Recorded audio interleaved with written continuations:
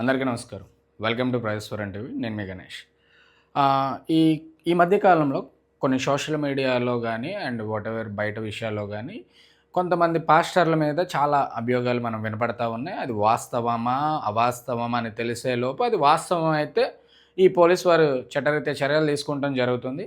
అలాగే ఒక high drama create చేసినటువంటి పాస్టర్ గురించి మాట్లాడదాం. ఎంత ఎర్రిబావులోని చేసిండంటే అందరినీ, అటు ఎలక్ట్రికల్ మీడియాని, తర్వాత సోషల్ మీడియాని, తర్వాత మనకి ఏదైతే శాటిలైట్ మీడియా, ప్రింట్ మీడియా వీళ్ళందరినీ కూడా అరే భయ్ నువ్వు యాక్టరు, 2015లో నువ్వు ఒక యాక్టరు, నువ్వు సడన్గా ఒక క్రిస్టియన్ అయిపోయి నేను పాస్టర్ని అయిపోయానని చెప్పి బయటకు వచ్చి బైబిల్ పట్టుకొని నేను దేవుని సేవ చేస్తున్నానని ఒక ఏదో పిచ్చాపాటి మాటలు మాట్లాడుతూ బయటికి వెళ్ళిపోయి ఒక యాక్టర్గా నీకు వర్కౌట్ కాలే. కానీ యాక్టింగ్ స్కిల్స్ ఇక్కడ చూపించుకు, నువ్వు గతంలో సినిమాలో చూపించుంటే నీకు ఒక మంచి భవిష్యత్తు ఉండేది. కానీ నువ్వు ఎక్కడ చూపిస్తున్నావు? ప్రజల్లోకి వచ్చి ప్రజల మధ్యలో చూపించాలనుకుంటున్నావు. అరే మనం చెప్దాం కన్నా అతను ఈ మధ్యకాలంలో మీ అందరికీ తెలిసిందే, తన గురించి తన మీద అటాక్ చేయించుకున్నాడు. తన పేరు మనందరికీ తెలుసు. ఏమన్నా ఉందంటే ద పాస్టర్ అభినయ్. నీ అభినయం అంతా నువ్వు చూపించిన యాక్టింగ్లో సూపర్గా ఉందబ్బా నీ యాక్టింగ్ అంతా. ఓకే, నీకు బెదిరింపు కాల్స్ వచ్చినాయి, పాడేరు నుంచి వెళ్ళిపోమన్నారు, ఆ నియోజకవర్గంలో నుంచి వెళ్ళిపోమన్నారు. ఓకే, వెళ్ళను గుడ్. నీకు ఎందుకంటే నీకు అది వాస్తవం అనుకుందాం, నువ్వు అవి బయట పెట్టావు కాబట్టి నువ్వు అదే అదునుగా తీసుకుని నువ్వే ఒక హైడ్రామా క్రియేట్ చేసి నువ్వే నీ మీద దాడి చేయించుకొని, అరే దాడి అయినప్పుడు నీకు అంత ఛాన్స్ ఉంది కదా, నిన్ను మనుషులు లాక్కెళ్ళి ఆ పొదలంట చేసినప్పుడు కోసేయచ్చు కదా పీక. ఎందుకు ఆపిరు? ఇంత హైడ్రామా ఎందుకు? ఏం చేద్దామని? అంటే జనాల్ని ఎదవని చేద్దామనా? ఒక పాస్టర్ వచ్చి నేను బైబిల్ పట్టుకుని నేను ఇది అంటే వాడి కోసం జనం ఎగబడతా ఉన్నారు. వాస్తవాలు తెలుసుకోండిరా. అది పాస్టరా? అదే బైబిల్ ఫస్ట్ నీ దగ్గర ఒక బైబిల్ ఉంటుంది కదా, దాన్ని నువ్వు చదువుతావు. ఫస్ట్ నువ్వు చదివి వాస్తవాలను తెలుసుకో. ఎవరో ఒకరు చెప్పి నడిపించి ఇప్పుడు క్రైస్తవులందరూ హిందుత్వాలను తిడుతున్నారు కదా, డ్రామా అని. ఇదేంటి, ఇది జరిగింది ఏంటి డ్రామా, వీడు చేసింది ఏంటి? ఒకసారి విందాం. ఒక దాడిని వాడు ఎట్లా చేయించుకున్నాడో, ఆయన మీద ఆయనే దాడి ఎట్లా చేయించుకున్నాడో, ఎట్లా మాట్లాడిండో, ఇది మొత్తం ఒక హై డ్రామా క్రియేట్ చేశాడు సోషల్ మీడియాలో. చూద్దాం అతను ఏమని మాట్లాడాడో, అది మనం కూడా విందాం.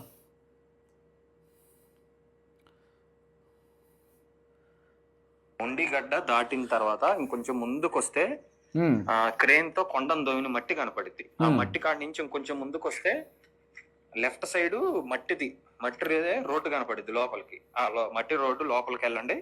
ఈ లోపల మేము వస్తాం. కారు దూరం ఆగిద్ది. తర్వాత ఇంకా నేను వచ్చి మీకు ఒక 2 నిమిషాలు ట్రైనింగ్ ఇస్తా. ఎట్ట చేయాలా ఏందనేది చూద్దాం. బీరు బాటిల్ ఏమన్నా ఉంటే ఒక 2-3 ఎతకండి, ఎందుకంటే పొడవాలి కదా. వాసు మెసేజ్ పొడవాలి కదా, బీరు బాటిల్లో 2-3 కూడా. నువ్వు మనం హాస్పిటల్లో చూస్తే కూడా ఆయన ఇచ్చిన స్టేట్మెంట్ కూడా, నాకు దగ్గరలో ఉన్న బీరు బాటిల్ తీసుకొని నన్ను గీచిండ్రు, సో చిన్న చిన్న గాయాలతో నేను బయటపడ్డాను. అరే నేను చంపడానికి వచ్చిన వాళ్ళు చిన్న చితగా చంపేసి వెళ్ళిపోరు కదా, ప్రీ ప్లానెడ్గానే వస్తారు కదా. అంటే నువ్వు ఇంత క్లారిటీగా చెప్పిస్తున్నావు అంటే బీర్ బాటిల్ పట్టుకోండి నాకు అంటే గాయం అయితే భయం అవుతుంది. మళ్ళీ నీకు ఎందుకు రాజకీయాలు? అంటే హై డ్రామా క్రియేట్ చేసి రాజకీయం చేద్దాం అనుకున్నావా? చెత్త పనులు చేస్తూ ఒక రాజకీయ పార్టీ స్థాపించి 50 రోజులు నువ్వు పాదయాత్ర ముగించుకున్నావు. నువ్వు ఎలా నీ జనాల్లోకి ఎలా వెళ్ళాలో ఆలోచించు. అంతేగాని హై డ్రామా క్రియేట్ చేసి నా మీద అటాక్ జరిగింది, నన్ను కోసేశారు, ఇలాగేనే బిగినర్స్ మిస్టేక్ అబ్బా. నువ్వు నేర్చుకో. ఇంకా విందాం. చూస్తున్నావా లేదా నాకు అర్థం కావట్లా. చూసి మరి రిప్లై వాన పడుతుంది. వాన పడితే మనకు ప్లస్, అంటే బైక్లో నడిచే వాళ్ళు ఎవరు రారు కాబట్టి కంటెంట్ చేసుకొని మనం హ్యాపీగా వెళ్ళిపోవచ్చు.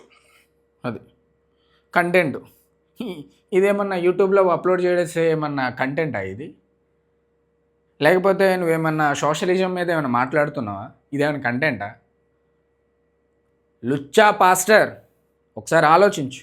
ఎవరిని జనాల్ని ఎదవని చేసి కూర్చోబెడదామని చూస్తున్నావా?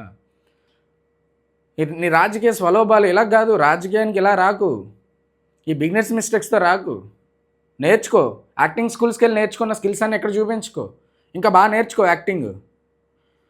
ఇంకా విందాం. ఇంకా ఉన్నాయి. ఇది పోలీసులు వచ్చి హాస్పిటల్ నుంచి నిన్ను తీసుకెళ్తున్నాయి కదా.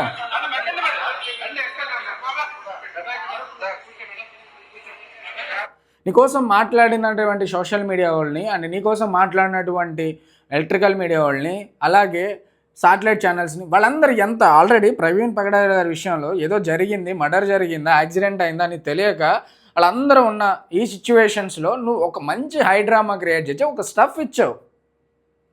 జనానికి ఎలా ఉందంటే మొన్నటిదాకా మంగ్లీ విషయం అయిపోయిన తర్వాత బండి సంజయ్ గారి లబ్బ అది అయిపోయిన తర్వాత నువ్వు ఇది ఒక హై డ్రామా క్రియేట్ చేయడానికి నీకు అసలు నిజంగా నువ్వు ఒక ఎలా అంటే నీ యాక్టింగ్ స్కిల్స్ బాగా చూపించావు. ఎవడో వచ్చి జనం కూడా ఎలా ఉన్నారంటే నిజంగా గొర్రెలు అనడంలో తప్పు లేదు. ఎవడో వచ్చి నేను పాస్టర్ని, నాకు అది చేయండి ఇది చేయండి అంటే దేవుడే వచ్చినట్టు పాస్టర్కి ముందు సాగిల పడతారేంట్రా? మీ బ్రతుకులు మీరు మార్చుకుని సావండి. వన్స్ ఒక్కసారి నీలో నువ్వు ఒక మనిషిలో నువ్వు దైవత్వం చూస్తే సరిపోయిద్ది. సాగిలపడి నమస్కరించి వాళ్ళ ఆస్తులు ఎలా పెరుగుతున్నాయి, ఒక్కొక్కరి ఆస్తులు ఎంతెంత ఉన్నాయి, కోట్ల రూపాయలు ఉన్నాయి, ఎక్కడి నుంచి వస్తున్నాయి? మీరు ఇచ్చారు దశమ భాగాలు, మీరు ఇచ్చేటి కానుకలు ఏమవుతున్నాయి? అరే నేనేం చెప్తున్నా అంటే చైతన్యంగా అండి. ఇప్పుడు ఒక పొలిటికల్ పార్టీ పెట్టాడు, నేను పవన్ కళ్యాణ్కి అగైనెస్ట్గా ఉంటాను అండ్ ప్రభుత్వంలో అరే మాట్లాడితే ఈ ప్రతి ఒక్క పొలిటీషియన్ కానీ కొత్తగా పెట్టిన పార్టీలు ఎవరైనా సరే దళితులు అంటే దళితులు అంటే మరీ అంత చిన్నచూపా? అంటే దళితుల కోసమే మేము పార్టీ పెట్టినట్టు ఈ భారతదేశంలో ఉన్నటువంటి 80% మంది మేము దళితులను పురోగతి చేస్తాము, ఉన్నత స్థాయిలో పెడతాము, ఈ రీతిలో మీరు మాట్లాడుతూ ఉన్నారే. అంటే ఇప్పటివరకు వాళ్ళు లేరా? అంటే నువ్వు ఒక కొత్తగా వచ్చి ఉద్ధరించాలా? ఏం అభినయ్ నీకు సరిగ్గా రాలే యాక్టింగ్, బిగినర్స్ మిస్టేక్ చేస్తూ ఉన్నావు. అరే నీ తోటి పాస్టర్ కాదని చెప్తా ఉన్నారు, ఏంటిది? అంటే ఒక రాజకీయంలో ఎదగాలి అంటే డ్రామా క్రియేట్ చేయాలి, లేకపోతే ఒక రాజకీయంలో ముందు అడిగేయాలంటే ఒక డ్రామా ఒక నా మీద అంటే బియర్ బాటిల్స్ కట్ చేయమని చెప్తున్నావు. ఒక కంటెంట్ ఏంటి?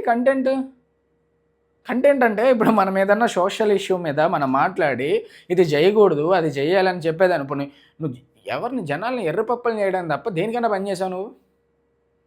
ఆ బ్రతుకు ఫస్ట్ భక్తి అనేది భక్తి కోసం మానిపడేయండి. నువ్వు ఎక్కడో యాక్టింగ్ చేసి నేను సినిమాల్లో చేశాను, నేను జగన్మోహన్ రెడ్డి నాకు బంధువు, ఇవన్నీ చెప్పుకుంటూ వస్తూ ఉన్నావు కదా. నువ్వు చేసింది ఏంటి?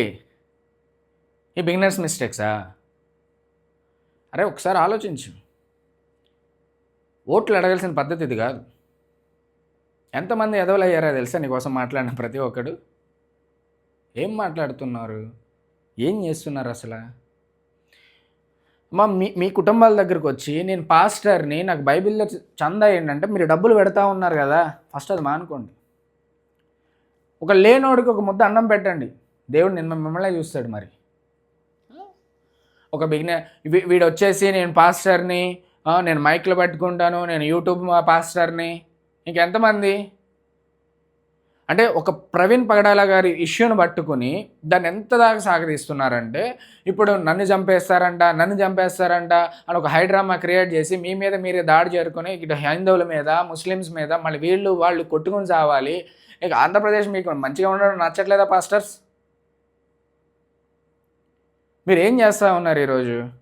అంటే ఒక్కడి వల్ల ఒక క్రైస్తవ్యానికే పెద్ద మచ్చ తీసుకొచ్చింది కదా. ఇప్పుడు దీన్ని ఎలా సమర్థిస్తారు? అటు పూజారులు జనాన్ని మోసం చేసే, ఇటు పాస్టర్లు జనాన్ని మోసం చేసే, ఇంక ఎవడు ఒక రాజకీయ నాయకుడు మోసం చేసే, ఈ చిన్న చితక పెద్ద ముసలి మొదక అందరూ ఒక గంజేవాను ఇదంతా. అరే మిమ్మల్ని ఏం తులసి మొక్కల్లా చూస్తున్నారే ఈ జనం.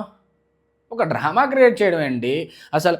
నిన్ను లోపలికి లాక్కెళ్తున్నప్పుడు వీడియో తీయడం ఇది గ్రేట్. అసలు ఏం చెప్పావు? స్టేట్ మన పోలీస్ స్టేషన్ వాంగ్మూలం ఏమిచ్చావు? కూర్చున్నావు, అయ్యా నాకు సెలైన్ ఎక్కుతుంది ఇదా, నాకు సెలైన్ ఎక్కుతుంది, నేను ఏదో తెలియజేశాను ఇదా? ఆలోచించి ఒకసారి. సమాజంలో బ్రతుకుతున్నాం మనం. వీళ్ళకి మనం ఏం చెప్పినా నమ్ముతారు. అంటే ఈ కొండ ప్రాంతాల్లో జరిగితే నా మీద అటాక్ జరిగిపోయింది, నన్ను చంపేశారు, ఈసారి నిజంగా చంపేస్తారు, బ్రతకనెవరు. ఈసారి నిజంగా లేపేస్తారు నిన్ను. దీనికోసం మూకముడిగా మాట్లాడారు. క్రైస్తవ్యం అంటే అది, క్రైస్తవ్యం అంటే ఇది, లుచ్చా పనులు చేయడమా క్రైస్తవ్యం అంటే? అరే హిందువులు ఎప్పటి వరకు హిందువులు తిడదామా, హిందువులతో మాట్లాడదామా, హిందువులు అని అందామా, ఇది పట్టుకున్నారు కొన్నాళ్ళు మళ్ళీ ముస్లిమ్స్మే పడ్డారు. ఇప్పుడు పాస్టర్లు మేమే రాజకీయం చేయాలి, మేమే ఉండాలి, మేమే సంపాదించుకోవాలి. ఎక్కడి నుంచి వస్తున్నాయి చెప్పండి? నిజంగా మీరు ఐటీఆర్స్ రిటర్న్ చేస్తున్నారు అందరూ కలిసి, పాస్టర్స్ అందరూ. మీకు ఆస్తులు ఎక్కడి నుంచి వస్తున్నాయి? ఒక్కొక్కరి దగ్గర వేల కోట్లు ఎలా ఉంటున్నాయి? ఓరు నిజంగా దేవుడు పని చేస్తానన్న కొంతమంది ఉంటారు చూసారా, వాళ్ళు ఎప్పటికీ పేదరికంలోనే ఉన్నారు. ఈ యూట్యూబ్ వచ్చిన తర్వాత యూట్యూబ్స్లో పెట్టుకుని కింద మీ ఫోన్పే నెంబర్లు, గూగుల్ పే నెంబర్లు పెడతా ఉన్నారు కదా, మరి మీరేంటి? Online beggars, am I right? Your online beggars. ఎక్కడి వరకు మీకు ఆస్తులు ఎక్కడి నుంచి వస్తున్నాయి? దేవుడు పని చేస్తే ఆస్తులు వస్తాయా? అటు పూజారులు, బాబాలు కోట్లు సంపాదిస్తూ ఉన్నారు, ఇటు పాస్టర్లు కోట్లు సంపాదిస్తున్నారు. అరే భక్తుడుగా ఉన్నవాడేమో ఎప్పటికీ భక్తుడుగా ఉన్నాడు, వాడేమి సంపాదించుకోలేకపోతున్నాడు, వాడేమి చేయలేకపోతున్నాడు. మీరేమో కోట్లు సంపాదిస్తున్నారు, యాడ్ నుంచి చేస్తున్నావు. అభయ నువ్వు ఒక యాక్టర్గా నువ్వు పరిచయం అయ్యావు మొదటగా. నేను ఒక రీల్స్లో చూసాను నిన్ను ఒకసారి, తర్వాత మళ్ళీ చూస్తే నువ్వు డైరెక్ట్ ప్రభువా అన్నావు. యాడున్నావు? What is the meaning of Jesus? అసలు నువ్వేం చెప్తున్నావు ఈ జనానికి? ఒక డ్రామా క్రియేట్ చేసి నా మీద అటాక్ జరిగింది, ఒక కన్సర్న్ చూపించే నాకు ఓట్లు వేయండి, ఇదే అడిగే పద్ధతి? పిల్ల బచ్చలాగా నువ్వు వ్యవహారం ఇస్తే నవ్వుతారు. ఏం చేస్తారు మరి నీ మీద? ఇలాంటి పాస్టర్లా? నేను జనానికి ఒకటే చెప్తున్నానమ్మా, మీరు హిందువులైనా సరే, క్రైస్తవులైనా సరే, ముస్లిమ్స్ అయినా సరే, ఒక మనిషిని మనిషిగా ప్రేమించండి, బేదలకు పెట్టండి, మీ మత గ్రంథాలు మీరు చదివి గౌరవించి మీ ప్రార్థనలు మీరు చేసుకోండి. ఎవడో కొత్తోడు వచ్చి నేను పాస్టర్ని అన్నాడు అనుకో, ఒకసారి ఆలోచించండి. మీ గృహప్రవేశాలు కాళ్ళే, మీ ఇంట్లో నువ్వు చనిపోయిన వాళ్ళే రావాలి, నీ బాడీ తీయాలంటే నీ రక్త సంబంధికులు వస్తే సరిపోతుంది, మా పాస్టర్ రావాలి. తర్వాత మీ ఇంట్లో ఉన్నటువంటి ఏ కార్యక్రమంలోనూ ఆయన లేకుండా జరగకూడదు. ఆయన దేవుడా? పరిపూర్ణంగా మీరు మీ మత గ్రంథాలను చదువుకుంటూ, మీ దేవునికి గౌరవించుకుంటూ, ప్రార్థనలు చేస్తూ విశ్వసించుకోండి తప్ప ఇలాంటి చెత్త పాస్టర్లని నమ్మి. మొన్న రీసెంట్గా జంగారెడ్డిగూడెం పక్కన కామరగోట మండలంలో ఒక చిన్న విలేజ్లో 14 సంవత్సరాల బాలికకి కడుపు చేసిండు. అది పోగొట్టడం కోసం ఆయన ట్యాబ్లెట్స్ వేస్తూ ఉన్నప్పుడు అధిక రక్తస్రావం కలిగి ఆ పిల్ల హాస్పిటలైజేషన్ అయింది. ఇదా? అరే లుచ్చా, ఇదేనా నువ్వు మాట్లాడేది? గతంలో నేను ఆ వీడియో చేయాల్సి వస్తుంది, కొన్ని కారణాల వల్ల నేను చేయలేకపోయినా. నేను ఇప్పుడు మాట్లాడుతూ ఉన్నా. ఏంటిది? పాస్టర్ ముసుగుల్లో ఏం జరుగుతుంది? బాబాల ముసుగుల్లో ఏం జరుగుతుంది? జనానికి ఎంతవరకు మనం ఎలా ట్రాన్స్లో తీసుకెళ్ళి భక్తి అనే ట్రాన్స్లో నిలబెట్టి వాడు ఏది చేసినా కరెక్టే అని నువ్వు ఎట్లా అంటావు? నీ కుటుంబం నీకు ఇంపార్టెంటు, నీ దేవుడు నీకు ఇంపార్టెంటే కాదని నేను అనట్లే, కానీ ఎక్కడి వరకు? గుళ్ళో పూజారైనా, చర్చిలో పాస్టర్ అయినా, బళ్ళో మాస్టర్ అయినా, ఎవరైనా సరే నీకు విలువలతో కూడింది నేర్పాలి తప్ప విలువ లేనిది నేర్పకూడదు. అలా నేర్పినప్పుడు నువ్వు దూరం పెట్టేసే.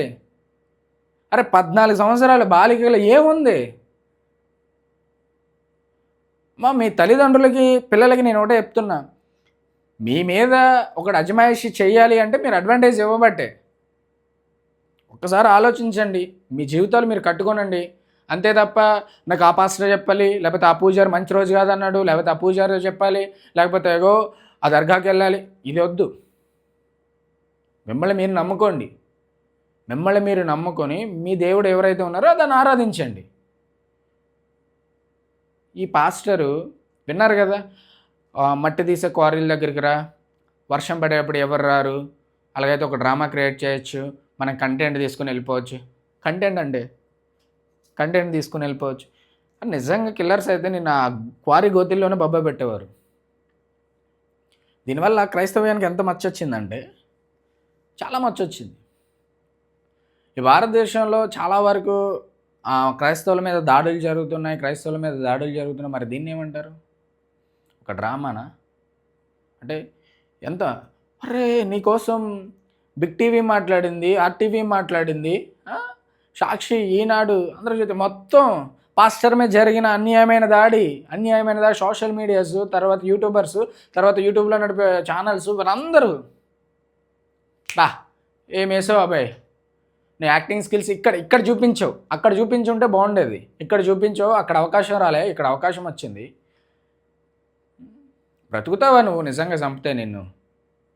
అంత అరే నా తెలుగు అడుగుతున్నా, వీడియోని మంచి క్లియర్గా అయ్యా అనుకుంటూ తీశారు కదా, ఎట్లా? House it possible? అంటే ముందే ప్రీ ప్లానెడ్ కాబట్టి నువ్వు ఈ రకంగా షూట్ చేయి, నువ్వు ఆ రకంగా షూట్ చేయి, ఇది మాట్లాడుకున్నారా? ఇది డిస్కషన్ చేశారా? అబ్బాయి ఏంటి ఇది?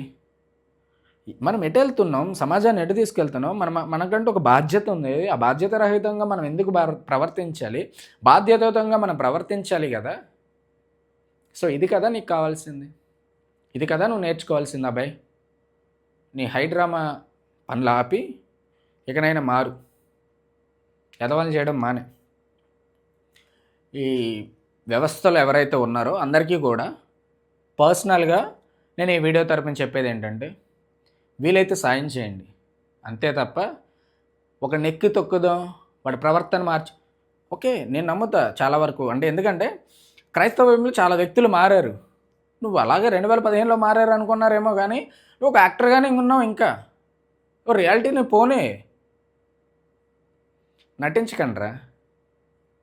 పాస్టర్ ముసుగుల్లో, భక్తి ముసుగుల్లో నటించకండి, ఉన్నది ఉన్నట్టు మాట్లాడండి. పాడేరు విషయంలో నన్ను చంపేస్తారు, నన్ను ఇచ్చేసేస్తారని నువ్వు చెప్పావు. నువ్వు చెప్పింది ఎక్కడి వరకు ఉంది?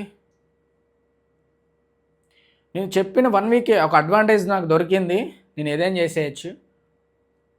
ఇప్పుడు ఏంటి? ఆ నింద ఎమ్మెల్యే మీద వేసావు. మళ్ళీ ఒక క్రైస్తవ దళితుల్లారా అని ఒక సెల్ఫీ వీడియో పెడతావు. ఎవరు క్రైస్తవ దళితులు? ఎవరు? అంటే క్రైస్తవంలో దళితులు ఒక్కలే ఉన్నారా? 90% ఈ భారతదేశంలో పాస్టర్లుగా వ్యవహరిస్తున్న వాళ్ళందరూ కూడా 90% హయ్యర్ అప్పర్ క్యాస్ట్ వాళ్ళే. వాళ్ళు మాట్లాడేది దళిత్. అంటే మీ ఓట్లు వేయాలన్నా దళితులే, మీ జెండాలు మోయాలన్నా దళితులే. సిగ్గుండాలి కొంచెమైనా. మారండి, చైతన్యం కాండి. ఎవడో ఒకడు వచ్చి ప్రతి రాజకీయ నాయకుడు కొత్త పార్టీ పెట్టినప్పుడు దళితులారా అని మాట్లాడుతున్నప్పుడు దళితులందరూ కలిసి మేము ఆ జెండా మోస్తాం, ఈ జెండా మోస్తాం. నీ కుటుంబ జెండాను నువ్వు మోయలేకపోతున్నప్పుడు ఈ రాజకీయ జెండాలు ఎందుకు మోయాలనుకుంటున్నావు? అది ఒకసారి ఆలోచించు. ప్రతి ఒక్కడు దళిత్. కొంచెం విజ్ఞానంతో ఆలోచించి దళితులారా, నేను మీకే చెప్తున్నా, స్ట్రైట్గా చెప్తున్నా, మీరు కూడా ఆలోచించండి. ఎవడో పాస్టర్ వస్తాడు, ఎవడో పూజారి వస్తాడు, ఎవడో మొహమ్మద్ వస్తాడు, ఇది కాదు కుటుంబం. నేనేంటి, నా కెరియర్ ఏంటి, మై లైఫ్ మై రూల్స్ అని నువ్వు ఎప్పుడైతే పెట్టుకుంటావో దానికోసం చచ్చిపో. దాన్ని సాధించాలని చచ్చిపో. దేనికోసమో చచ్చిపోవద్దు నువ్వు. ఎవడి కోసమో, ఎవడి జెండా మోయడానికి కోసం నువ్వు వెళ్ళావు.